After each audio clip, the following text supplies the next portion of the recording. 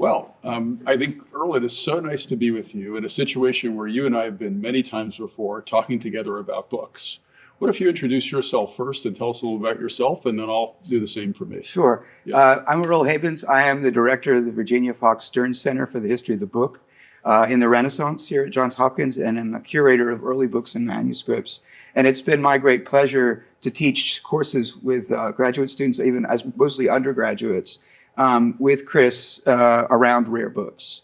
There's nothing quite like putting a 500-year-old object in front of a freshman and asking them what they see. Yes. Well, thank you. And it's been my privilege as well to teach with you. My name is Chris Celenza. I'm the Dean of the Krieger School of Arts and Sciences at Johns Hopkins University. But I'm also a historian by training. And one of the things I love to do, especially recently, given the times that we're all going through together, is think about how does information circulate? How do we get the information? How are we reading the world in which we're enmeshed? And I think, Earle, it's clear to say that we are being bombarded by texts of all sorts right now, on our phones, on tablets, and so on. And I think it's always interesting for us to return to other moments in the past when writing has come under pressure as a vehicle of truth.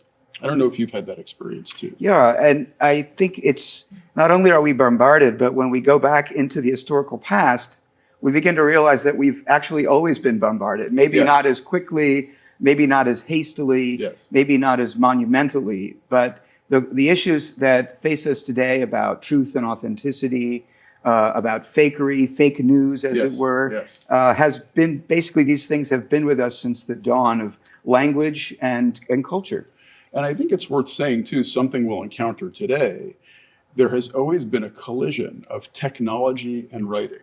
And the technologies have changed over time. Right? In Greco-Roman antiquity, the technology was basically the papyrus scroll, right? Where you would write out by hand on a papyrus scroll. It would be rolled up. It was a very memory-reliant technology because, after all, if you wanted to get to that passage at the end of the scroll, you had to unroll the whole thing. Right. And then we see the rise in the early Christian period of a form of the book called the Codex, which is basically the form of the book as we have it now. Yeah. Pages bound between two covers. We have the advent of paper in arguably the 10th century into Western Europe from a Chinese invention, then really coming into prominence in the 12th and 13th centuries, costs about 1/6 or so the price of vellum parchment. And then, of course, we have the technology of printing with movable type in the 15th century, which then really takes off as a technology. So today, I think the things we'll look at, we have to remember that some of them reach way back into that early period. Some of them are really products of the era of printing. And all of them, in some ways, have this very special quality of technology and writing interacting together and leading to the ways we perceive writing. Right, and these shifts in technology are so interesting because often when you get a significant shift from one technology to another, it creates a space, a virtual space, as it were, that people can fill. Yes. That is to say that all of these materials that we discuss, especially papyrus, are so fragile Yes. that very little of that survives. Yes. And so a lot of what books do is preserve. But in the process of preserving, they also sometimes, their editors invent Yes. and fill in gaps that they wish could have been filled by the historical record Yes. for all kinds of reasons, all Yes. kinds of strategies. Yes. Yeah. Well, one of the great privileges, Earle, being in this evergreen library is being in this specific room. And what we see facing us is a collection of forgeries known as the Biblioteca Fictiva, right? The forged library or the fake library. You had a big hand in building this, and I wonder if you could tell us a little bit about this. Well, it's interesting how this is really quite simply the largest collection of rare books and manuscripts dedicated entirely to the history of things that are not true. This is the biggest one in the world. In the world. basically. And we recently published a second edition of the catalog that's a bit of a brick. Wow, okay. And it also includes the demolitions of forgery, like Lorenzo Valla, not just the fake things. Yeah. We have physical fake things. We have a whole 9 yards. It's all there. It was started by a scholar of the era of Shakespeare who got really interested in Shakespeare forgery. I see. And then he's an antiquarian bookseller, and Arthur Freeman and his wife Janet in London, and they built up the core of the Biblioteca Fictiva. I see. And then about over the last decade or more, we've been building steadily. And that's really what makes a class like this possible to have. Yes. In a way, someone putting a collection like this together over half a century has had time to really learn about what forgery looks like in the history of the world, all the way up to the 20th century. And we get into things like imposters. You know, it's all kinds of areas, hoaxes, and that all is represented in the round, as it were, in this one great collection. And we have about a third of that collection in this room, the earliest and most rare objects. But it actually is a vast collection. And that collection has led us to teach many courses at Hopkins. I've also taught courses with our colleague Walter Stevens to graduate students on forgery. You know, and when one of them once complained to me at the end of the semester, "Oh my God, I'm going to have to interrogate everything," and I said, "Yes." And that's what we want you to think. At the end of your graduate education, you need to interrogate everything in order to be a scholar. And having an encyclopedic collection like this helps us to learn how to do that. Yes. Wonderful. It's well, I mean, I think, you know, the Biblioteca Fictiva is just something that is unique to Hopkins, and I think it's something we can be very proud of. Yeah.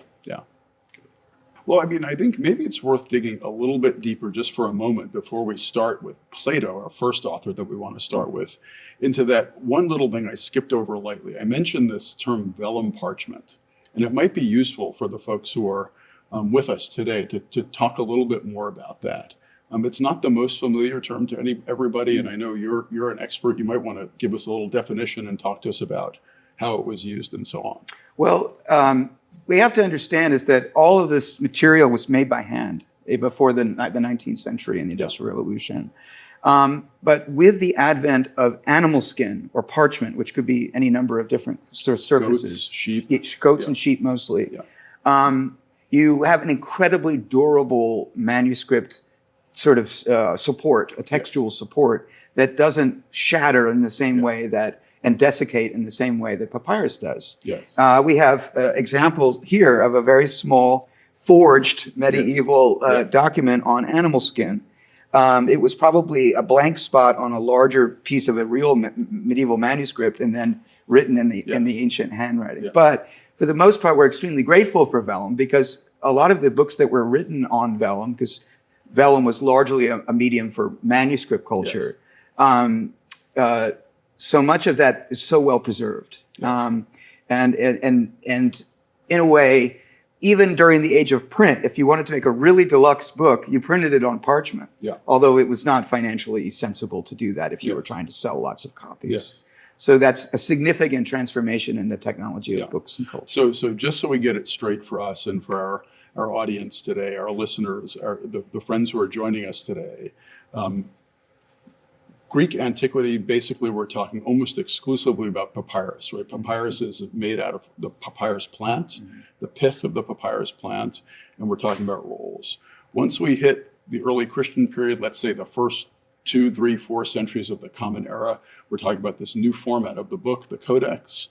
And because some of culture moves a little bit northward, because the climate is a little bit different, not hospitable to parchment, to papyrus rather, we see the advent of vellum parchment, as you're talking about. This material made out of animal skins for which manuscripts were perfectly wedded. And the word manuscript, by the way, as we know, manuscriptum, it means written by hand, right? So all these books before the era of printing, handwritten books, often done on vellum parchment or animal skin.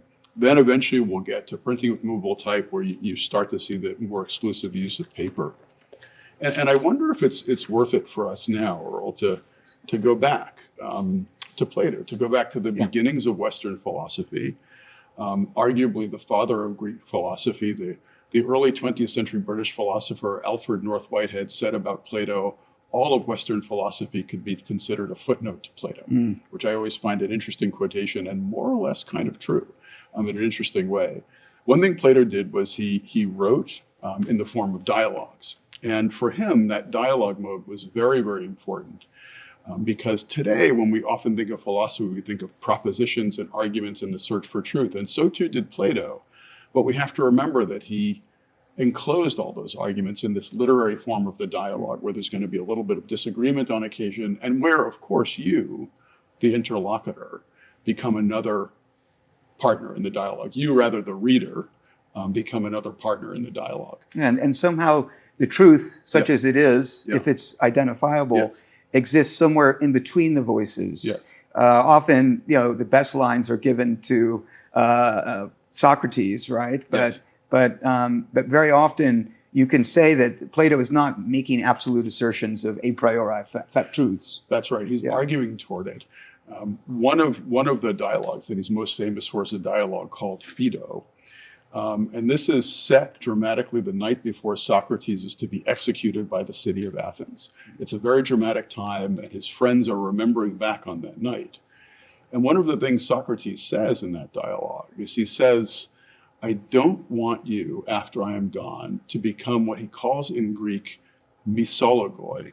And that's from two words. Misein, the verb in Greek, which means to hate, and logos, which is the word that signifies conversation. What he's saying is, I don't want you to become haters of conversation after I go.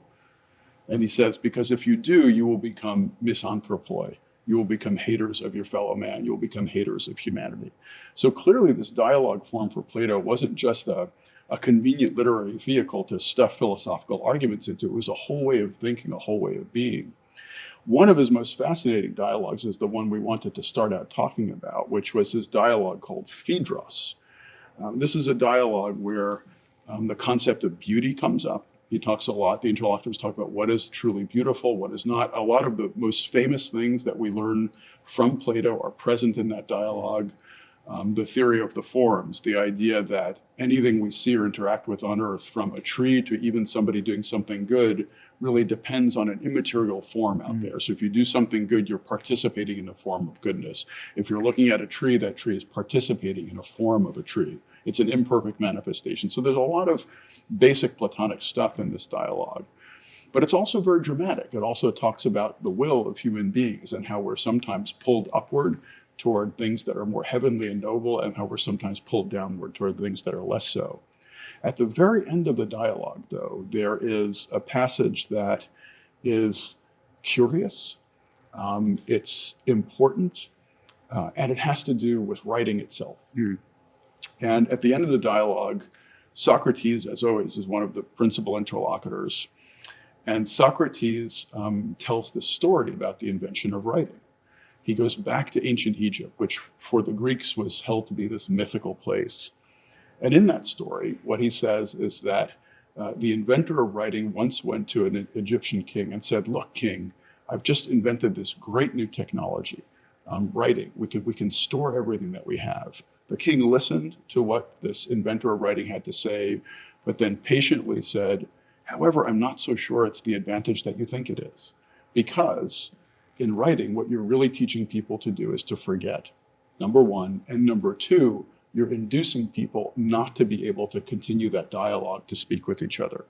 So clearly for Plato, philosophy was really about conversation and talking and continuing the conversation. And I've just always found this passage very interesting because, of course, Plato wrote the whole dialogue. He clearly was invested in writing. Writing mattered to him, but yet he decides to introduce this anecdote about writing being somehow untrustworthy. He likens it, for example, to painting. He says, when you look at a beautiful painting, the painting can't talk back to you. You might have questions for it, but you can't talk. It won't talk back to you. So too with writing. You'll see these words on the page, but you won't be able to interact with them.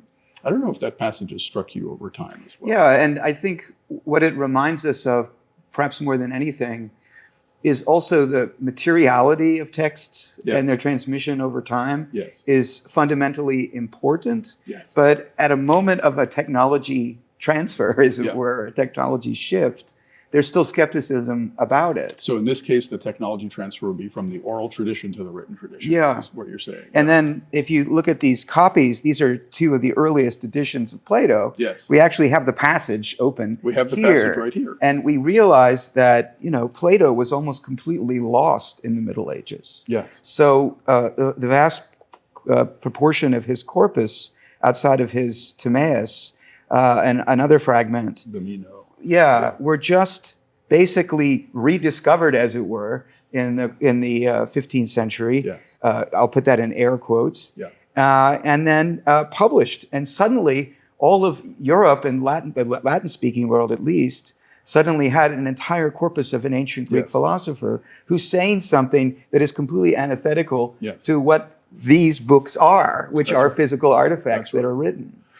You know, that's worth remarking on, because, you know, for all of the centrality of Plato to modern philosophy, or to Western philosophy, let's say, it's true to say that in Western Europe, he was almost entirely unknown. Or maybe we can say it better. His texts were unknown. A lot of his ideas were known, right? People had little anthologies, they had summaries and other thinkers, but most of the texts were unknown. As you said, we had parts of the Theaetetus, we have parts of this dialogue called Meno, which is about knowledge, a few other little things here and there. But for the most part, it's the late 14th and then 15th century where there's this wave of rediscovery, more interactions with the Byzantine world, where Plato was always known.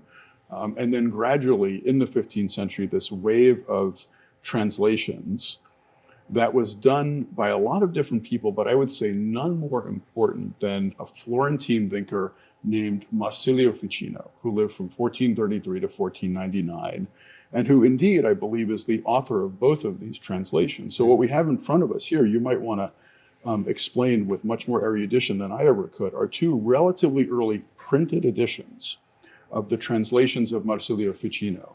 These were the translations that were known to Western Europe for at least 3 centuries after Ficino's death. He was the principal vehicle who took that work from Greek and translated it into Latin, which was the international language of scholarship. And here we have these two beautiful editions. Yeah, and when you look at these physical objects, you're reminded that no two copies of the same text are the same.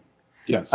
While there's a lot of fidelity across the editions, you'll notice that the shoulder notes, these are like short little reminders of what's part of the section of the text you're on. And printed in there, not written by hand. They're printed, and we have the books open to relatively the same passage, and you see entirely different notes. Yes, that's right. With other texts, you get illustrations that the authors never introduced. You have emendations, you have redactions, you have censorship, you have epitomes of texts, summaries of texts. And sometimes you'll get a forgery that's published with a commentary and then published without the commentary. And so it can seem even more real because you have less information to interrogate the text. It's amazing. It's amazing. What would you say as someone who's seen a lot of early printed books about the quality of these two editions that we have? Well, these are two of the earliest printed editions. They're on beautiful, heavy paper. Everything, as I said, was made by hand. You're even reminded on the title page of the technology transfer, as it were, from the oral to the written to the printed, on the printer's device of the printer himself, Badius Essensius, which is a wonderful early image of a printing press. We see a printing press, an actual early modern printing press in this device. It's beautiful, right? And it reminds us, and it reminds us that all of the engagement that we are able to have with the distant past, it was absolutely tied up in the circumstances of the production, the circulation, the consumption, and the preservation of physical objects. And that materiality is something that we work very hard to relate to our students who are working in a virtual world and born digital in a lot of ways. And in fact, I was just thinking that. So this is printed, this is by Bod, right? This the name of the printer. I know you know more about him than I do. Why do you think it was important for him to choose as his device, meaning the symbol of his printing shop, something that really basically was a picture of a printing press? Why do you think that matters? Well, printers' devices are actually the earliest form of branding. It's branding. Dolce & Gabbana, no, they didn't invent this. They didn't quite invent that. The inventors of these brands were actually all printers. Yes. A lot of one of our favorite printers, Aldus Manutius, had the famous image of the anchor and the dolphin, right? Yes. Which came from an ancient Roman coin. Yes. This is somebody, Jospad, who actually kind of had a foot on either side of the Alps. Yeah. And he was bringing Italian printing and Italian book culture into the Alps. Yeah. And he wanted everyone to know that, first and foremost, he was a printer par excellence. Yeah.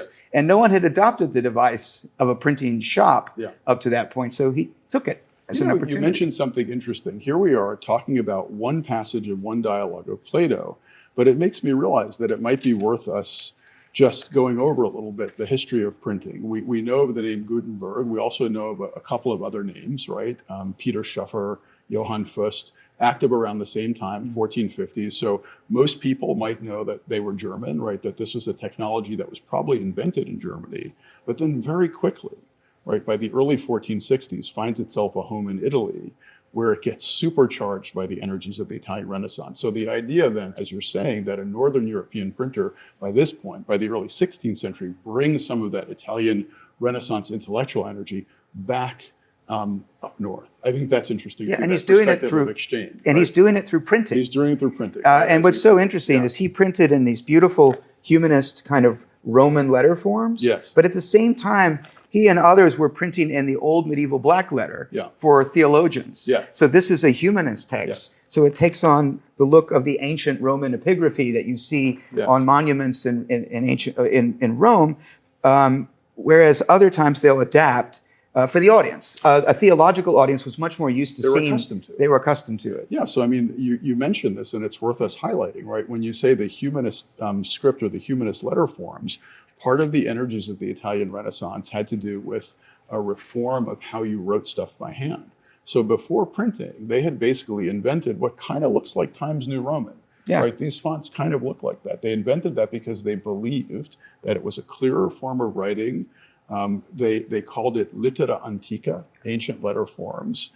Some of them might have thought this was exactly how ancient Romans wrote. Others were probably a little more subtle. What they were actually copying was Carolingian era letter forms, from the 9th, 10th century. But what they saw was it was clearer. You could separate the words more. It was less spiky than some of the other hands that we can show. And there were fewer ligatures or shortenings of the words to fit more words on a page. Yeah, fewer abbreviations. Yeah. So anyway, I mean, here we are, right? We have these two exemplars. And then if you look at the physical book, it reminds us that these imprints are so early that this is still a period of transition. So if you really wanted your book to look beautiful and more familiar, they left these little blocks of space here with a little letter telling you what the letter is that you're supposed to fill in manuscript. So you would hire somebody maybe who was an illuminator, someone who was an expert small painter, right? Who would paint, and here it's the letter P, right? It's the first letter of the word Plato. So somebody would paint an elaborate P, right? With beautiful colors, maybe with gold leaf, right? Something exciting. So as you're saying, and this is not that early, right? This is early 16th century. Printing's been around for 50 years. Nonetheless, right? It's still a hybrid kind of technology, one where the technology of printing is ultimately wedded to things you could do by hand if you wanted And to. the audience for a book of this size and significance, this would have been quite an expensive book. Yes. That you could have predicted that the people who could afford to buy the book could also afford, in many cases, to illuminate the book. And they probably would have received it unbound, right? Yeah. Is that worth explaining? Because you'd know more about it. So books were rarely bound before they were sold, partly because it was cheaper to transport books if they're unbound because they're lighter. Yeah. They can be stored more easily in sheets. And then also to allow the buyer to decide what kind of binding they want. This binding was a relatively inexpensive limp vellum binding, as was this one. This is what I would call a poor scholar's binding, right? But this, on the other hand, is on a wooden board. Interesting. And it's beautifully rolled and tooled. Yes. And also, like, there's a much more elaborate title page with a beautiful border. All of this is woodcut. And it's also gesturing towards the ancient Greco-Roman world that is the subject matter. And you'll see here, there's even a place for an armorial that somebody filled with theirs. It in a handwritten way. Right? So it's a star with a checkered background.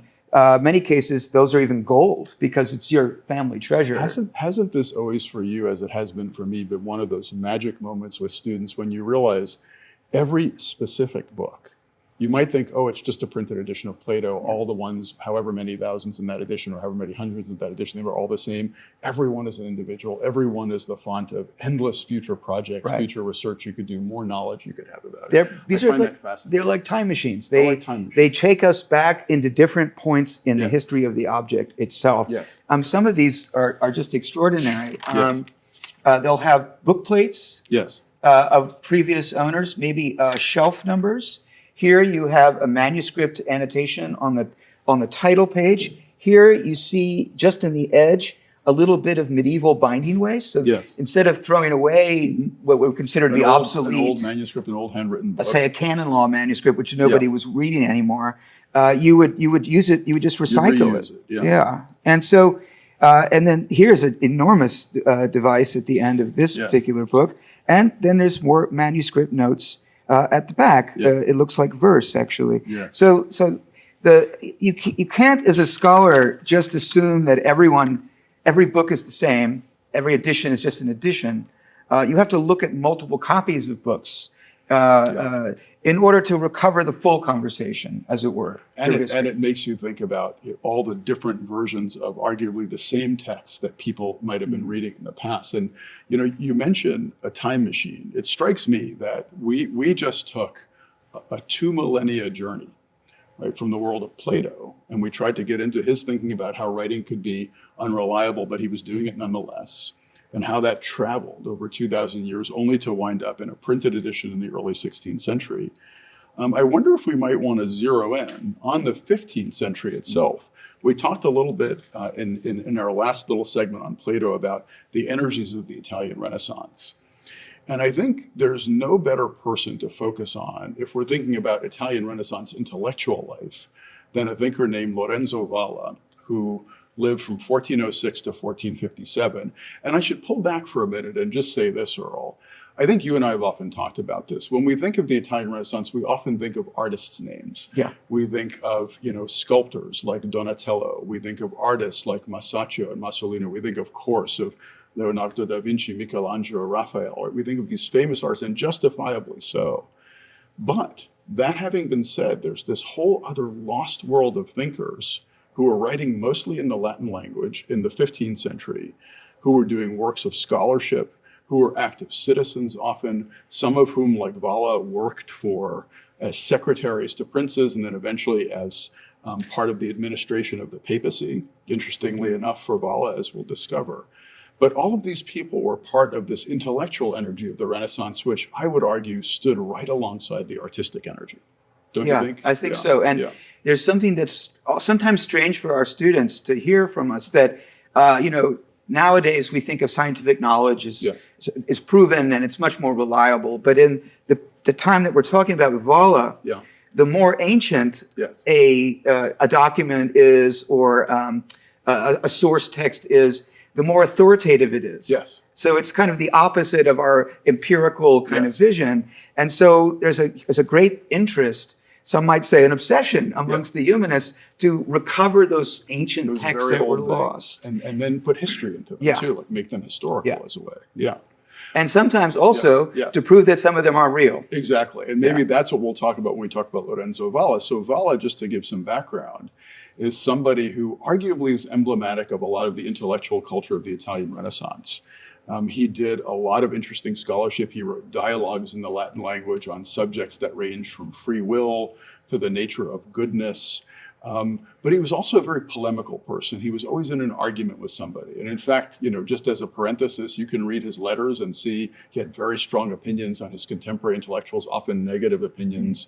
Later in the century, the luminary Erasmus said that Valla was so polemical that he was to be avoided like a dangerous bull. Everybody was afraid of Valla.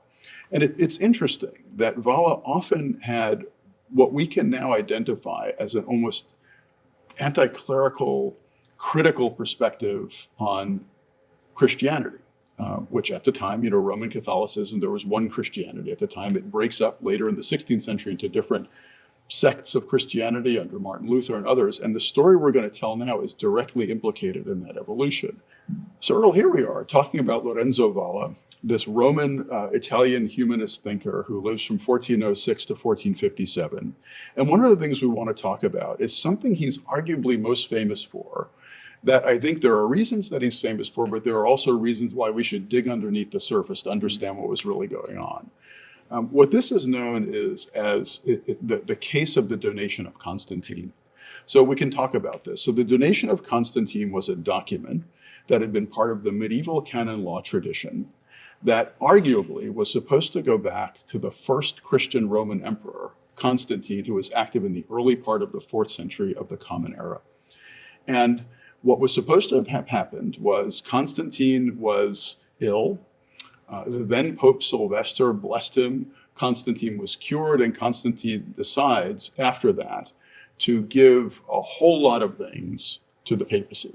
He decides to give a whole lot of church property, a whole lot of property to the papacy. He decides to give arguably control over much of Western Europe to the papacy.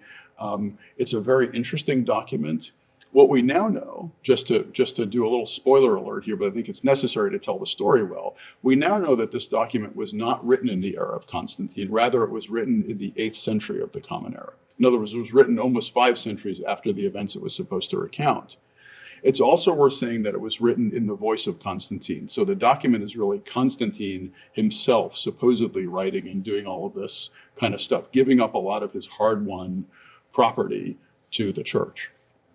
And so throughout the Middle Ages, right, we have conflicts between the papacy, which on the one hand sees itself as the vicar of God on earth, and therefore, given that religion and politics were so closely linked, the papacy sees itself as having a right almost in being able to make political pronouncements.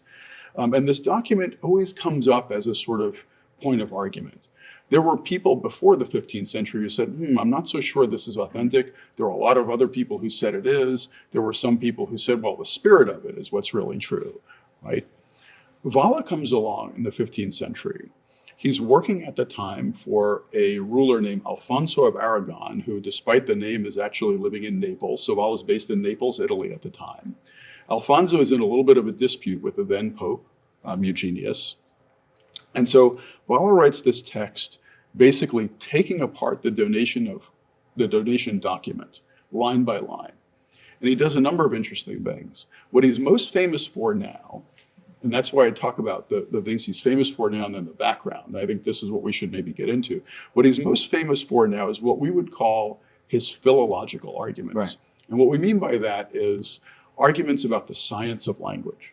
So one of the things he does, for example, in the document is he says, well, this was supposed to have been authored in the 4th century, but look, the author is using words that didn't exist till much later. How can this be an authentic document? He does things like that. He points out grammatical infelicities. He was a very, very good student of the Latin language. That's maybe one of the most important things to mention about him.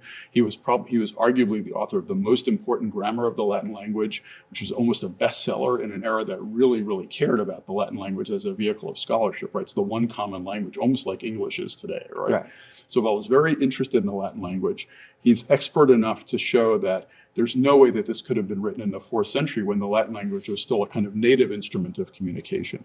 So those are the arguments he's known for today. And in that sense, if we talk about philology as an academic discipline, the science of editing text, the science of studying language, he can then be seen as a kind of hero in the story of philology. And I would say there's a reason for that, and that's true.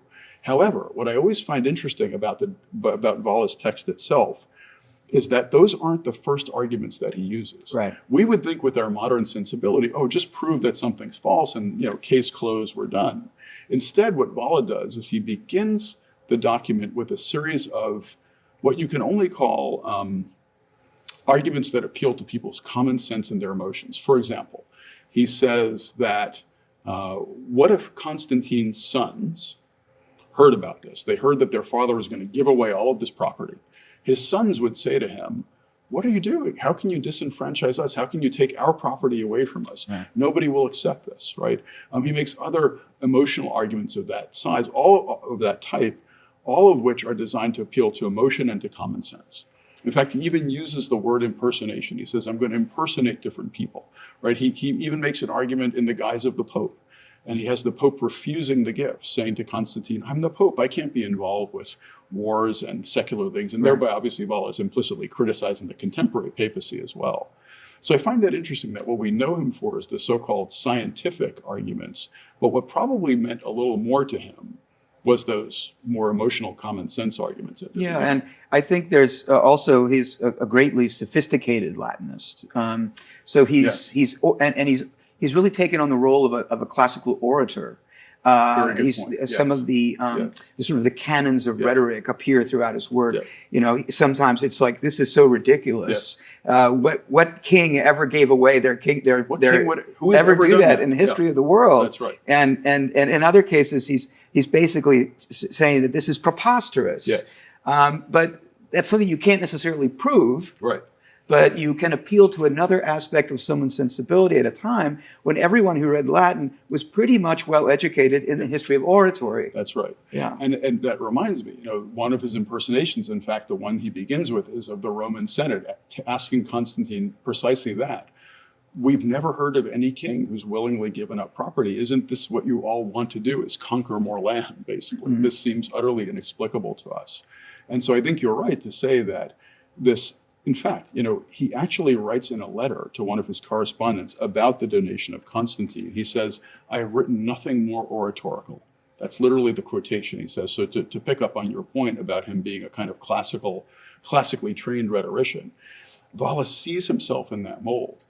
And so that's interesting. So today, as we say, when we note this in textbooks, this so-called demolition of the donation of Constantine document, it's called a declamation. It's often presented as, here is the Renaissance contribution to, the history of the truth being gradually revealed. But what you and I know, and what's interesting about this, is something that to us might seem like it settled the debate. It didn't settle in his era. Right? For at least another century and a half, people kept arguing about this. And I wonder, what do you think about that? Yeah, I think we have to remember that forgeries, particularly highly articulated ones like the donation, can be useful to different people for different things. Yes. So if we looked here, for example, we have one of the earliest imprints of the donation. Yes. Here, printed in Rome, notably, the center of the church. But many, many decades later, in 1530, or several decades later, in 1537, you have Martin Luther publishing an excoriation of the donation as another example of the falsehood and the corruption of the papacy as a Protestant reformer. Martin Luther saw in Valla a kindred spirit. Earlier than right, because Luther was a humanist as well, an extremely adept scholar of and someone interested in interrogating the historical past. But by the time Luther had published this, there's a kind of a consensus out there. You're not supposed to say this if you're a member of the church, but the donation's probably dodgy. It's a little shaky. That's right. But and then other reformers will continue to beat the dead horse just to keep taking a weapon that they can pull out of their quiver to point at the papacy. So they'll pretend like the church is completely behind it all the time. And then you have someone that Valla would not have respected very much, the librarian, Agustinus de Uco, who's actually saying, oh no, Valla had the wrong manuscript. And I'm the Vatican librarian. I have access to much better sources. So he's still trying to defend it. And he's still trying to defend it. Long after Valla is dead, right? This employee of the papacy is still trying to defend it. And it wouldn't be really until arguably the early 17th century, right, when a church, actually a devoted church thinker named Cesare Baronio, in his Annales Ecclesiastici, his history of the church, would finally admit that the document as we have it couldn't have been a product of Constantine's era. But again, it doesn't resolve this almost millennium-long question of what place should the church have in politics. That was the truly more complicated thing. And so I think it also makes us today, especially in our unstable world of texts, right, when so many things can be changed on a dime, when you publish something online and then tomorrow it can be changed and the next day, every minute it can be changed. It makes you think about a text like this, where before we might have thought, okay, case closed. I feel like we almost understand this better now, i.e. why the debate continued. Right? Because there was still so much uncertainty in people's minds. And again, it wasn't the main thing they were arguing about. The text wasn't what they were arguing about. What they were really arguing about was what relationship should religion and politics have with each other? Should they really be together? And then in that case, if that's true, then the church must have an important role, or should they be separate?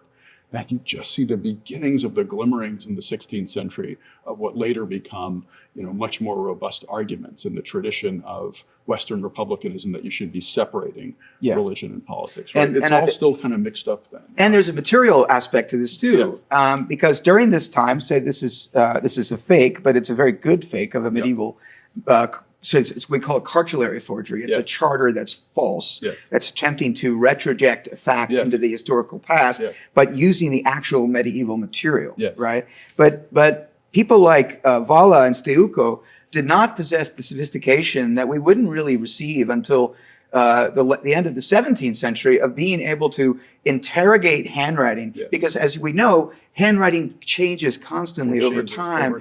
And when we study paleography, which is what we call the study of ancient handwriting, quite literally, we can kind of date stuff based on patterns within the handwriting. Yes. Well, in this period when they're debating the donation of Constantine, they haven't developed those diplomatics, as we call them, those skills that allow them to say, this couldn't have been physically written in the 11th century because the handwriting didn't exist yet. As we shall see. Right. That's a teaser for later. Yeah. But I know we wanted to talk about one of your favorite people, Annius of Viterbo. Yes, we can't not talk about him. We've got to talk about Annius. We sometimes refer to him as, those of us who work in the field of the history of fake news, as it were, call him kind of like the arch-forger of the Italian Renaissance. Again, there are all kinds of reasons that people go about doing this, reinventing history. There's why should you forge something? Right? That's the question. Why would you do this? Why is this meaningful to you to do? Right. This? And in the case of the donation, we know that's to arrogate power and legitimacy to the papacy that it otherwise may not have. Right. With Annius, he decides to discover a whole group of lost ancient manuscripts written by a Babylonian, written by a Roman, written by a Grecian, written by a Jew. And then he writes, so this is the text, and here's actually a map of ancient Rome that's in the text. But here is the large letters are supposedly the texts of these ancient texts that he rediscovers.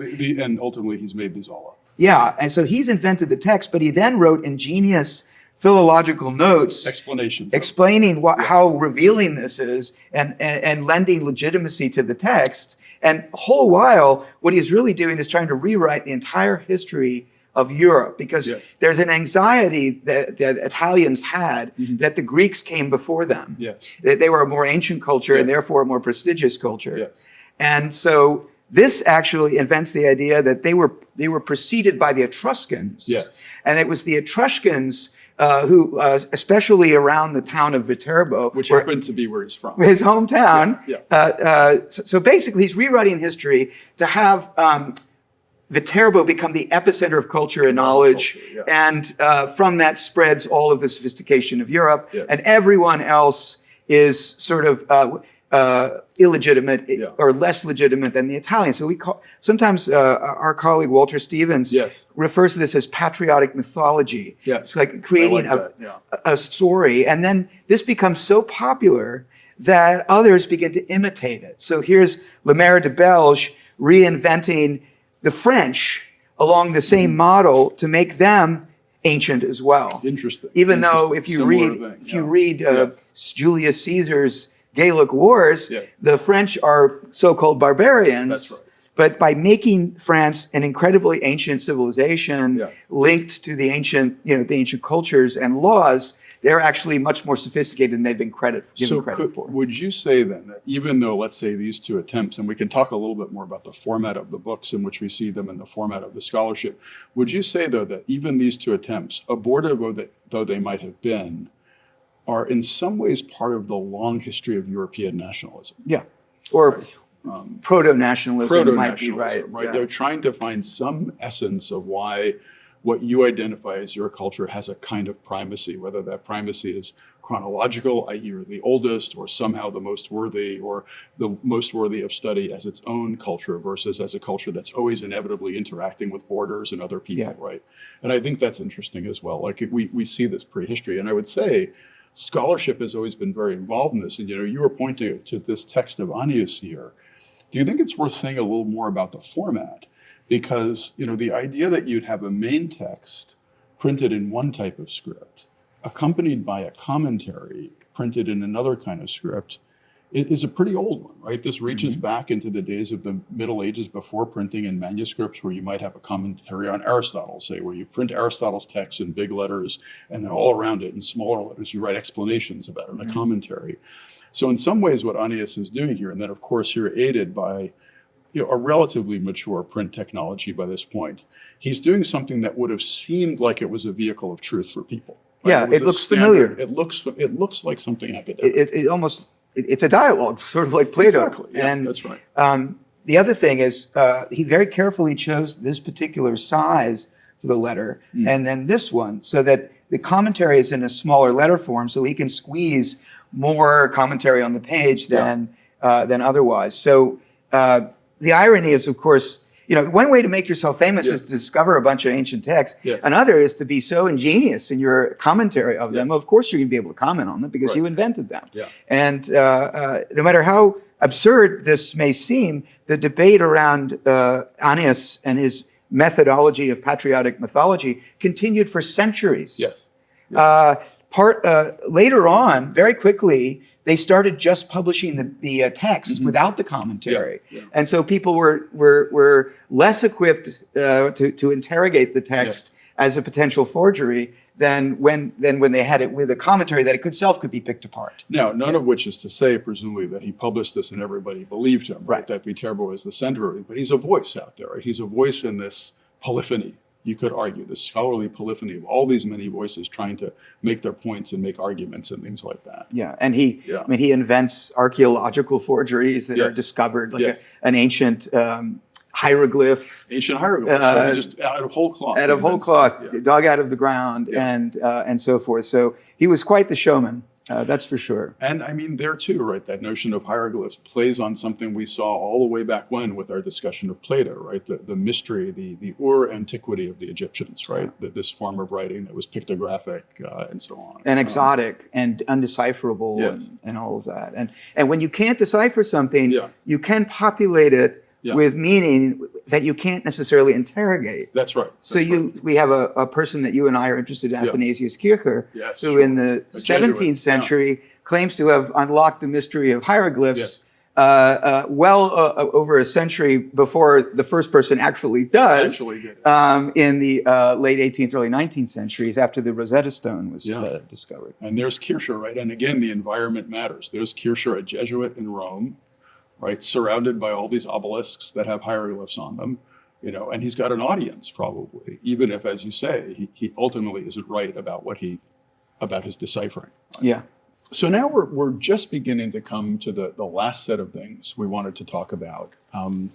We've taken a long journey from all the way in deep antiquity with Plato, the earliest arguably the father of Western philosophy.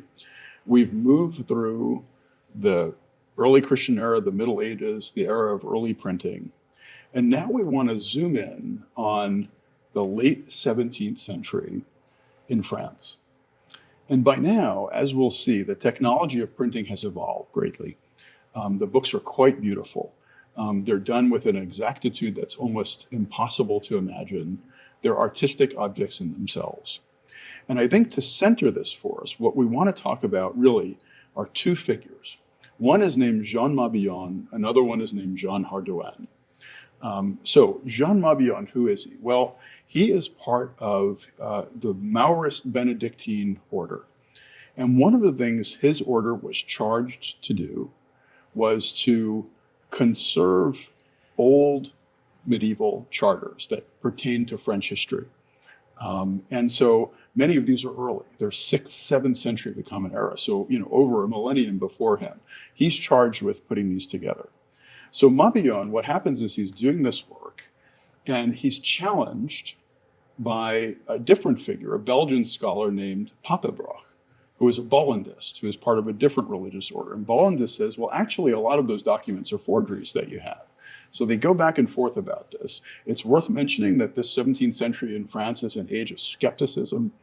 In fact, some scholars speak of what they call a Pyrrhonian crisis, or a crise pyrrhonienne in French. Pyrrho was an ancient skeptic. And so the idea that everyone was wondering is, well, how can we figure out what's true? Right? And as always, the technology of reading and writing is part of that debate. So what Mabillon does, just to start the conversation about him first before we go to this other figure later, what Mabillon does in response to this other scholar who was skeptical is he publishes a book called On Diplomatics, De Re Diplomatica. And now it's not about diplomacy the way we think of it today. It's rather about this word diploma, which could be used for a charter or a document or something like that. And what he's really trying to do is show how he's evaluating the texts that he has encountered. How can he show that they're not forgeries? And in doing so, what he does really is he invents, arguably, the discipline that you hinted at before, the discipline of paleography, which just means the study of old writing. Graphe is writing, paleo is old, right? And what Mabillon does is he first of all gives examples of handwriting from a whole bunch of different historical eras. He traces their evolution. He talks about things like the materials on which people wrote. Were they writing on parchment? Were they writing on paper? He talks about inks. He talks about seals, right? Because a large part of the documentary tradition with charters had to do with the kind of seals. You would seal the document up. That was one sign of authenticity. And there's all sorts of varieties, which are fascinating to look at, as you know. And so he does this in such a way that this book, right? This book becomes, in 1681, almost an emblem of how this mature technology of printing, which unites printing with images, can become a vehicle of truth. Because one of the things he did as he was going through scripts, as he was trying to show which one was older than the other, where was it from, and so on, is he actually had engravers copy manuscripts, copy handwritten scripts. And we can show you an example of this. We'll be able to fold things out, but if we just turn to part, you'll see that the technology of engraving itself shifted towards copperplate engraving, whereas these earlier images are woodcut, which are much less sophisticated.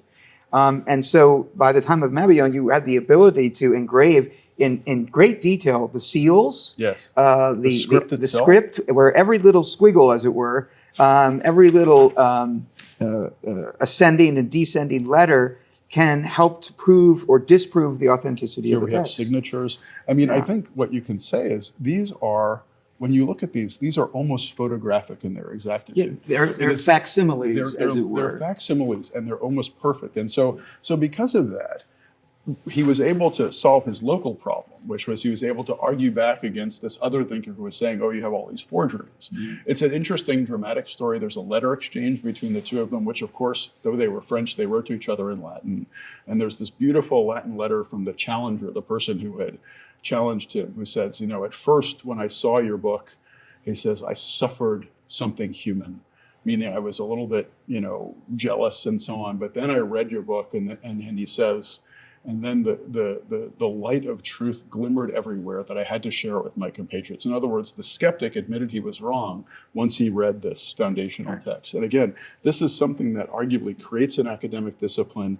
It's a medium of uniting print and image together in such a way that it proves truth. And I would also add that you know, they're able to produce a large scale print runs at this time. Interesting. And by distributing them all around Europe, this is, after all, written in Latin.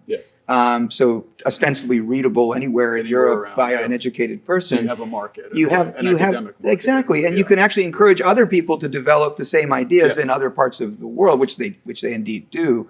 But it almost as if a book becomes a kind of a form of its own peer review. It's like, okay, here's what I found. Take a now look. You go for it. You tell me where I got it wrong. That's right. And I think that it's a dramatic shift away from the donation of Constantine. But in a way, it's the tool that was needed in order to interrogate that document long before in manuscript forms. That's exactly right. I mean, you know, somebody like Valla didn't have, even though we see glimmerings in Lorenzo Valla of some of these principles, let's say, that a Mabillon put on paper, they're not as well developed. Whereas by Mabillon's day, he's dealing with so many of these things in such a systematic way that some of the principles are more developed. And as I say, at least for his immediate skeptical challenger, right, this solves the problem. Which is why it's interesting. If on the one hand, we have this book, De Re Diplomatica, that through a skillful use of image and text together becomes a standard reference work and kind of proves its case. At the same time, we have this other thinker whose name is Jean Hardouin, also French, who comes up with one of the craziest conspiracy theories ever in the history of scholarship. A little bit of background on Hardouin. He too belongs to a religious order. He is a Jesuit. And in fact, you know, that's a very important order for education and for scholarship. Descartes, for example, the great French philosopher who died in 1650, had been educated in a Jesuit college. His early education was with the Jesuits. So the Jesuits are scholars, they're teachers, and so on. And Hardouin becomes one of the best of the best. In other words, before he engages in his crazy conspiracy theory, he is a scholar who is so respected that he was entrusted by French royalty with being part of a new series of printed classical texts that they wanted to do. He was given the author Pliny to work on, the great ancient encyclopedist. And you can imagine how complicated texts of ancient encyclopedias about the natural world are, right? Because you have to describe leaves and you've got pictures and things like that. So imagine thousands of years of people copying and then recopying and making mistakes. But he was such a good scholar that he was entrusted with this. And in fact, scholars who work on the text of Pliny today still refer to some of Hardouin's discoveries. So on the one hand, what we have with this conspiracist Jean Hardouin, again, roughly contemporary to Mabillon, is somebody who was a great scholar, great Latinist, great scholar. On the other hand, though, we have this moment that he refers to in a text that became so notorious that the Jesuit order refused to let him print it in his lifetime. And in that text, what Hardouin says is, it was in 1692 that I began to scent fraud in Augustine. Now, if you think about how monumental that is, Augustine, St. Augustine, one of the key four Latin fathers of the church, lived from 354 to 430, the author of two of the most foundational works of all of medieval Christianity, the Confessions and the City of God, the one a personal story of conversion, the other a new way of thinking about history as a teleology with a progress to it. Right. So in other words, the most canonical Catholic author, arguably, of the ancient world. And so what Hardouin comes and says is, actually, no, it was all a forgery. Somebody later made Augustine up. And then he says, somebody made up almost all of Latin literature, actually, except for one or two texts by Virgil, like Virgil's Georgics. He says Virgil's Aeneid was made up. The only texts that he believes are authentic are his beloved Pliny, Herodotus and Homer among the Greeks, and one or two other Latin texts. And that's it. Everything else was a forgery for Hardouin. This is the conspiracy theory. He says that it was all invented in the Middle Ages by monks who by that point knew Latin well enough that they could do credible imitations of ancient work. And they built up this whole ancient apparatus of ancient literature, and then church councils from the 4th and 5th century, and then even of that same era, church fathers like Augustine. And they did it because those monks just wanted to get into the subtleties of theology, and they wanted texts to give themselves a background to, and so on. So what I find is interesting about him, at least up to now, what we've been talking about is, on the one hand, you have a great scholar who, on the other hand, veers towards one of these conspiracies. And the real question is, why? Why does he do this? And he tells us in this text that, again, is only published posthumously. It's only published after he dies. He tells us it's because, in the old days, we had manuscripts, handwritten texts, and they were scattered all over the place. Well, now we've put everything into print. We can line up all the books. We've taken them out of the manuscript libraries and cataloged them and seen them. And now I know. He was the classic, I'm doing my own research person, right? He was the classic person who did his own research and then was able to find that, in his view, everything was forged except a few texts. The Bible, of course, wasn't forged either, but everything else was a forgery. And so I find it interesting to counterpose these two people. Now, as to Hardouin himself, it's worth saying a few things. The first is we're looking, for example, at his one of the big collections of his works. If you look through this, most of it isn't conspiracy theory. Most of it is pretty interesting scholarship. Some of it was on ancient texts, some was on ancient coins. What we can say about his era, the late 17th century, early 18th century, is that it was an era of lots and lots of printed scholarship. It was the beginning of scholarly journals. There was a journal, for example, called the Journal des Travaux, which was published by the Jesuits, in which he was as published as anybody else. And these would be short, sometimes 2, 3, 4-page articles on this thing. You might write back the next week and say, you disagree with me. I'd write back and say, I disagree with you. So he's part of this kind of scrum of scholarship, right? So in some ways, he's very normal as a scholar. But then he takes this really kind of orthogonal turn, and he goes away from anything that could be considered a sane reading of the entire ancient legacy and suggests it was all a forgery. So I find it fascinating that in roughly the same era, we have somebody using the power of image and text together to prove truth. At the same time, somebody who though he was a great scholar at the outset, took some of those same technological ingredients and veered off and tore it all down into a wild conspiracy theory. Yeah, and Yeah. I think if you look at this allegory on the Facing de Frontispiece, And this what is do you Mabillon. Yeah. Mabillon, what do you see? You see a library. Yes. So another thing that we have by the period of the late 17th Very century good point. are Yeah. very large libraries. In fact, it's right around this time that they move from a kind of freestanding, lower kind of bookcase model Yes. to going like we are in this room all the Yes. way up to the ceiling Shelves, because yeah. you need much more space because there are just many more books. Yes. And so it also reminds us that libraries by this point had become so large and sophisticated in many different parts of Europe and many different kinds of institutions, Yes. whether they're palace libraries of kings or monastic libraries or cathedral libraries. Yes. And so there are more opportunities for people to engage in that conversation Yeah. in a kind of encyclopedic way. Yes. And it also reminds us that we really wouldn't be able to have this conversation we've had now, Yes. except that we have these books here to talk to and talk Yes. with and talk about. Well, what do you, as somebody who is one of the world's leading experts on forgery, what would you say, now that we've talked about all this, strikes you about this? On the one hand, right, we have people who deliberately forge things like Annius or Viterbo. On the other hand, we have somebody later like Hardouin who is discovering forgeries, or maybe they didn't exist. What does that say about the culture of reading and writing to you? What is that really all about? I think that there has always been a desire to know things that are presumably unknowable. Yes. A good example is, the vast majority of paintings of Jesus Christ Yeah. in the Renaissance, for example, Yes.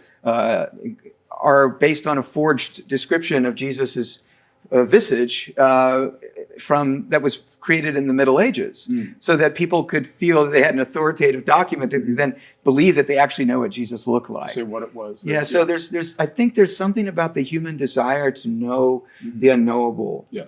And if you can't find it in fact, Yeah. you can forge it in fiction, as Yeah. it were. In other words, we're looking for patterns in a way. Yeah. We're looking for patterns. And sometimes the patterns are almost naturally there in the things that we study, whether these are data in some of the sciences or whether these are texts. And then sometimes there's so much missing that we impose patterns on things. And it's always those in-between times that fascinate me, because I feel that now, especially when I talk to our young students, but I'm sure you've had this experience too, I think that we're undergoing one of the most important changes in the way information circulates in human history. When we talked about, for example, earlier printing with movable type, we saw how long it took, right, for the book even to just basically change from something that was all handwritten to all printed, right? We saw 50, 60 years into printing, it's still a hybrid object. Whereas now things are just accelerating so quickly. I really do think this is a different moment. I think you could always look back in the past and people will say, oh, nothing is new under the sun. I think this is actually different. And I think even neuroscientists and cognitive scientists who've studied the amount of time, for example, that young people spend online, it changes the way they know things. It changes their epistemology, let's say, the way they know things. It changes even their sense of ethics and empathy and things like that. So I just find that's an interesting moment, because I don't think as human beings we're ever going to stop looking for patterns. Yeah. We're always going to look for patterns. But I think if we're not conscious of the technologies with which we're surrounded, with which we're getting our information, I think that's a risk. And so I think it's worth us having this conversation, right? Looking back into the past, into these authors that we love so well. I mean, I first fell in love with this stuff when I was a graduate student. And, some of the first times you're looking at editions like this, and then I went off to Europe and was able to, work in manuscript libraries. I know you're an inveterate hunter in libraries as well, right? You'll go almost yearly, right, to keep going and finding rare text. So in one sense, there's a sort of love of it, but then in another, it's part of this, I would say, this long conversation about, how do we find patterns in things that are written down? Yeah, and I think another expectation maybe is that a lot of things have been worked out, right? Mm-hmm. That, but in reality, you and I know that we have to go to libraries all over the place still physically. Yeah. We have to, in many cases, physically, to discover what isn't yet known. Yes. And that there's a huge amount of material out there. Absolutely. And on these walls even about which whole books and dissertations could be written that haven't been. Easily. And I think that, in addition to teaching young people what we sometimes refer to as media literacy, Yes. we also, I think, can benefit from demonstrating that media literacy has always been an issue. It's always been an issue. It's something that we've always needed to respond to. Yes. It's something that we have managed over many millennia. Yes.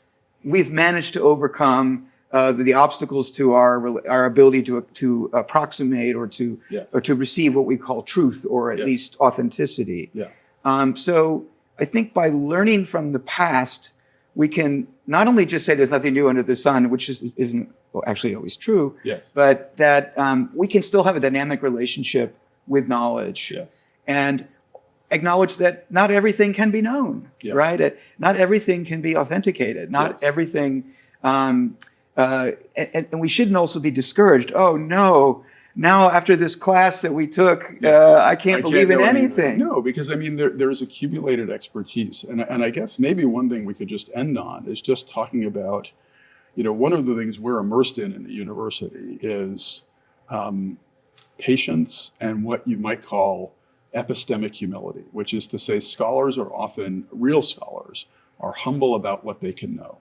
And they're always aware of the things that they don't know. And usually when they discover something, that means there's something beyond that remains to be discovered. And yet, the process in the aggregate seems to have worked. We know I would much rather be alive today after the germ theory of disease was discovered than before. So we know that as time goes by, these accumulated types of expertise, there'll be crazy theories, there'll be people who propound conspiracies, there'll be mistakes, we'll all make mistakes. But hopefully over time, if we can stick together, we'll realize that aggregated expertise is still something we should be kind of fighting for. And I do think that this moment that we're in is one where it's very important to affirm that and to speak for institutions like universities or for institutions like other aggregated centers of expertise, federal agencies, things like that.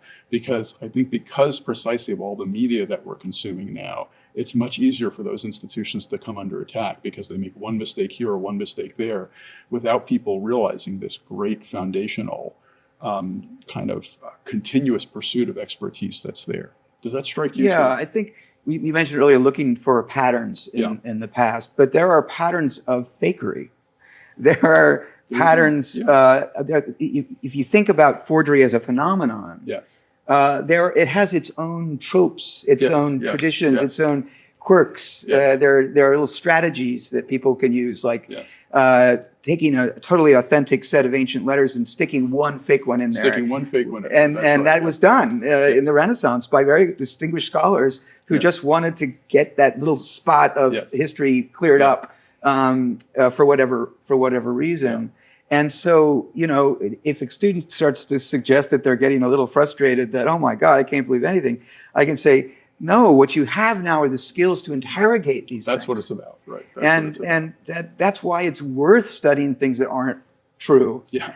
And why it's worth developing an apparatus within your own mind that is driven by expertise, by reason, and it involves a process of engagement, even indeed interrogation of a text, so that you can go out into the world and actually participate in something that is authentic, that is correct, that is verifiable. Yes. And so these skills, in a weird way, you have to read all the fake stuff in a lot of senses to really understand how to really realize what is and isn't true over time.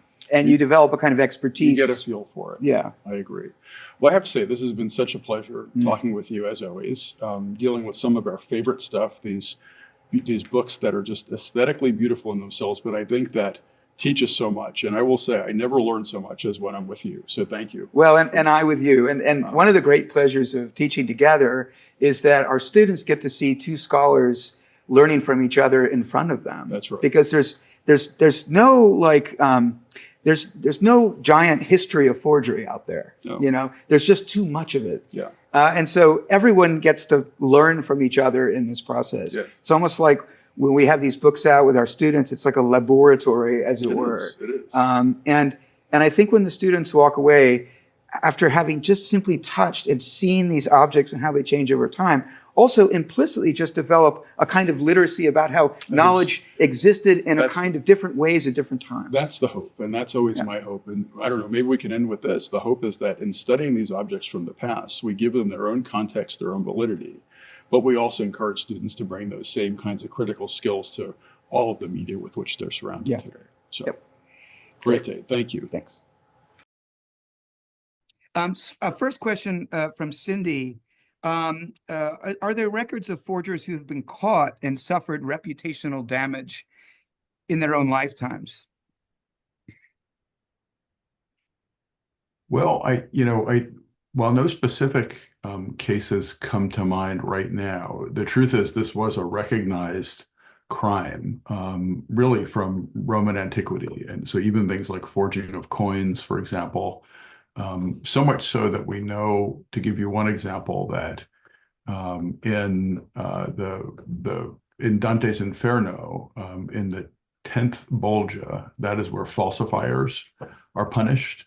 And so we know that, for the longest time, forgery and faking things was considered to be a crime. There's definitely a history of people being punished over time. We know, for example, that I think you may know this better than I. There was a case of an English cleric in the 14th century. I think his name was William Wenceslas, who was involved in forging charters and documents. He was sentenced to exile. And I think there have been some other cases like that. There are many that we could do. So, I mean, people have been conscious of the fact that, especially in an era before there were universally agreed on means of authentication, part of it was, the honor of being part of a society and violating that. So. Yeah. And one of the things Mabillon's enterprise was all about was to demonstrate that there's a very large proportion of these medieval manuscripts that are just fake charters. And we actually have several examples in the collection of actual medieval charters that sort of pretend that they owned land that they didn't own by sort of a kind of backdated check, as it were. But one that comes to mind that's a particular favorite, and I'm going to see if I can share my screen just to show you a quick slide. So this is the story of Pas van Krienen, who was a Dutch aristocrat who alleges in this travel journal, this travel log, that he discovered Homer's tomb. And not only did he discover it, he discovered on the island of Ios. And he even produces a facsimile of the inscription on the tomb, which he completely invented himself. And I Googled this, and there's actually a monument that claims to be Homer's tomb, and it's a facsimile of the document that Pas van Krienen created. So it came to life, in other words. Yeah, and it's because Pausanias, the ancient Greek author, described the grave of Homer and Eos that gave life to all of this creation. But why would Pas van Krienen do this? Well, he said this because in the account, he had explained that he had actually, when they opened the tomb, Homer was in there with an ink pot and paper. And that so it proved that Homer was a real person. Now, the reason he's doing this is because there are scholars, particularly a man called Wolff, who are literally approving that there was no one Homer, that it was not a historic person. And so this forgery was engendered to kind of put the exclamation point above the tradition of the single author. Yes. And so this is a fabulous thing in which this one little vignette and this little fold out are tipped in, but it outraged scholars. So a large number of publications came out, many with illustrations of a fake tomb on the frontispiece, completely demolishing this document and this account. And Pas van Krienen sort of disappeared into the long shadows of history, but obviously his creation has had an afterlife even today. Really interesting. What were some other questions we have, Earle? So we have another. This is from Vivian. Do you have a favorite book or acquisition in the collection? And can people come to see and interact and visit the collection? I can take on part of that question. Chris, do you have a favorite forgery? I don't know, Earl. It's hard to say. I kind of like them all. I love all the things we have around the Lorenzo Valla case, right? Even though those aren't forgeries in themselves, just all the different documentation we have, the different printed editions and copies of the donation document. Just because I've spent so much time thinking about it that it sticks out to me as a great favorite. Um, I will say, first of all, we've digitized about 80% of the Biblioteca Fictiva, and it's Uh-huh. accessible on the Internet Archive free, thanks to a grant from the Arcadia Fund. Uh, we've also published 3 books about the collection, an exhibition catalog, which sold out, so we had to reprint it, a collection of essays that I co-edited with Walter Stevens, another Hopkins colleague, through the Hopkins Press, and then the enormous second edition of the catalog that's available through Quaritch. You can buy a copy. And then we also created a Wikipedia page about the collection. And if you go to the Stern Center website, there's a whole featured collection of essays and description of the collection. So it's extremely accessible, but you can literally come and ask to see particular books. You just contact the Department of Special Collections. But I do, it's kind of crazy to ask this question in a way, because it's like asking your favorite, who's your favorite child? But I have to admit, I kind of have one. And a friend of ours, Ingrid Rowland, has written a wonderful book about this called The Scariths of Scornello. So this young man, Curzio Ingarami, decided to rewrite the history of Tuscany from his villa at Scornello. He buried these time capsules all around his estate and filled them with manuscripts. These are kind of like facsimiles, not unlike the Mabillon facsimiles, but they're facsimiles of fake manuscript texts that are largely prophecies predicting the coming of Jesus Christ before the Christian revelation. He even has one that basically says, there will be a man who comes to this world who will be so famous that they will change the calendar for him. And this kind of, and he propagates or promotes the Annian concept that the Etruscans were the most ancient of civilizations, and that they lived in Scornello, or in the region of Tuscany.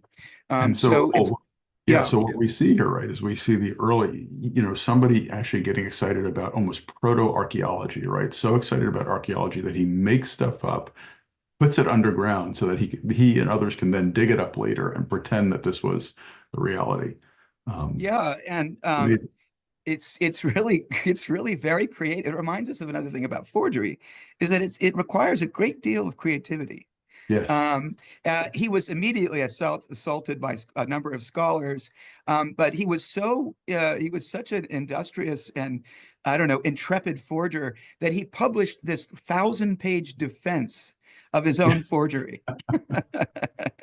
It's 1,000 pages only because he uses very large letters. So he's trying to make it look bigger and more tome-like than it actually is. But it's a fabulous book if you want to get it, very readable, The Scarus of Scornello. The other thing I always mention to the students is that Curzio was not much older than them when he published this book. So It's amazing. it's never too early to fabricate an entire revision of the history of the world. Very interesting. So that's 1645, it looks like, that book that Yeah. he's Yeah, publishing. it says it's printed in Frankfurt. It's actually printed in Yeah. Florence. Yeah. It says the title says it's fragmentary antiquities of of Etruscans. It's neither Etruscan nor is it fragmentary, Yeah. nor is it ancient. So the entire title page is a sequence of lies. We Yes. have another question from Bakerman.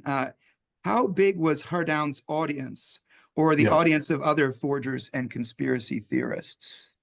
Yeah, I mean, I can take the Hardouin question. He's very interesting. So he's a Jesuit scholar, as I mentioned, and before he took this turn into his conspiracy theory, and even to some extent afterwards, he also did what looked like normal scholarship at the time. But what looked like normal scholarship at the time was different from the way it looks today. So this is the beginning of the era of scholarly journals.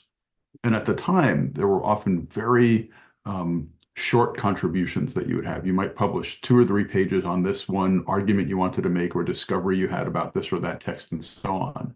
And if Earle published one of those, and then I read it, and then I disagreed with, I would write in, and then 3 weeks later, I would publish a refutation of him, and then we might go back and forth for a while. So Hardouin, in that respect, the kind of scrum of early modern scholarship, he's very, very well known. His conspiracy theory, however, was so suspect to his superiors in the Jesuit order that he wasn't permitted to publish it, which is why it only kind of leaked out and was published after his death. And that's what's interesting about it. So I think in that sense, he was, even then, he was seen as so outside the bounds of, um, anything plausible that nobody really took it that seriously. But nonetheless, it is an interesting curiosity because he was no amateur. He was a real professional, important scholar, and it just shows you how when after a certain point, you can move to, despite centuries really of scholarship and acquisition, you can move into conspiracy theories. And it's reminded me of today, when we have, hundreds of thousands, let's say, of scientists working on things like mRNA vaccines, kind of a miracle in a way, but not a miracle that was invented by one person once, right? It was the result of tons of trial and error of agencies all over the world. But then somehow, somebody reads one thing, gets very, very skeptical about them and so on. And so I just think that it's all about how much do you trust accumulated expertise versus how much do you want to break out of that mold. So he didn't have a huge audience for the conspiracy, but he was part of the scholarly world in his day. It's a great question, though. Yeah, and I think a lot of it also going back to our larger question of how truth and authenticity and our access to it is so fundamentally connected to media. I think we can generally argue with some degree of authority that as we move on in the chronological sort of sequence, when books are no longer printed in 400 copies, as these early editions of Plato, for example, but are actually printed in thousands of copies. I think, for example, of Psalmanazar, a Frenchman who went to England and pretended to be from the island of Formosa or Taiwan, and published a best-selling account of the remarkable civilization and cannibalism of this society. And it was a bestseller. It went into multiple editions in England, and people were really interested in it, partly because he had converted to the Church of England and represented a kind of idealized version of evangelization of the Anglican message around the world, until he was completely, it just became very clear. He even published a fold-out chart that is an explanation of the Formosan language, and he even translated the Lord's Prayer into Formosan, and it's considered to be the first constructed language, sort of like Esperanto or Klingon. So that his audience was large because by the early 18th century, literacy in the vernacular language had increased considerably from a century before, and there was a large audience for basically popular literature and the literature of 18th travels. century Europe, right? It's the rise of novels, right? And the rise of the great point. Right. And some of these earliest novels, Gulliver's Travels, they come out of these travel the travel texts. And one of the larger portions of the Biblioteca Fictiva, a category that we call travel liars, because it's not so easy in the 17th century to go to, or in the early 18th century to go to Formosa or go to Taiwan and confirm or deny what's been written in this text. And people took advantage of that, at least for a period of fame. We have a question from John. What future classes would you like to teach in these materials or topics? Are there areas you haven't covered in the classroom you'd like to explore? Well, if we had an abundance of time, I think Chris and I would love to teach all kinds of things about this. But Chris, do you have maybe one thought about that? Well, I mean, I think that the interesting thing about this type of course that we've done before in the past, Earl, is that it's kind of a renewable resource, right? Because there's always other things that you can put in, always other cases of people mistrusting writing or trusting writing or making things up or unmasking things. And so in that sense, it's almost like it could go on forever. And I would certainly be excited about doing it again with some other, some other instantiation. And I think that, the pleasure I've had of interacting with our students especially has just been so wonderful. Our Hopkins students are so talented. We've done this course twice for first-year students, freshmen, in other words. And I've just been startled at how aware they are and how interested they are and interesting they are as both readers and as commentators. So, I certainly look forward to being able to teach this and other sorts of courses again. I don't know, Earl, if you have any other specifics you're thinking of that you'd like to do that you haven't done yet. Well, I do teach a semester-long course called A History of Fake News from the Flood to the Apocalypse. Oh, I like And it. it literally is the entire Biblioteca Fictiva. So we begin with, Noah and the flood and ideas of the antediluvian world all the way to biblical apocrypha, monkish medieval forgery, Renaissance fake archaeology, pseudoscience of the scientific revolution, travel liars, hoaxes, imposters. And we take it all the way up to the media environment of the present day. But I think an area that I haven't covered yet, and that we might do well to include in whatever we might do together in the future, Chris, is to think about the artificial intelligence. Yeah. Because it literally that is the history of forgery writing itself, and Yes. the history of authenticity rewriting itself on a scale that none of us have ever imagined.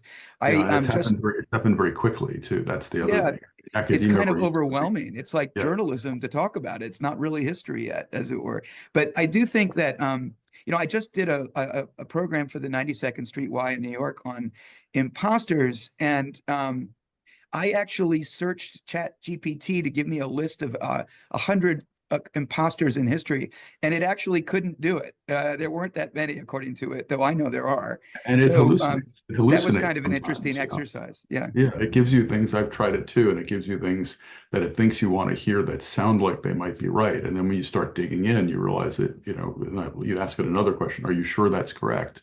That it comes back and says, oh, I apologize, that actually was incorrect. And so it's an interesting moment in that way. And I think artificial intelligence is a symptom. Well, I don't know if we want to even think about ending on this, of just the great changes that we're undergoing and how we're both generating and getting information.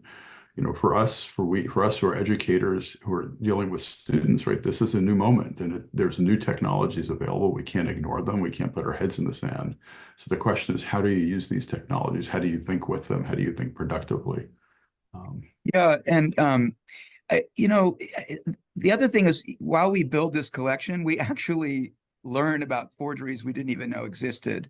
Mm. Sometimes they find us, booksellers who specialize in rare books, know about us, and they, did you know about this? And it was we had a graduate student in Italian who discovered this whole sensational sequence of forgeries around Torquato Tasso, the Italian poet, and populating this unknown period of his life when he was in a mental institution, that we didn't even know, Oh, that even Arthur Freeman, the collector, the original collector, didn't know.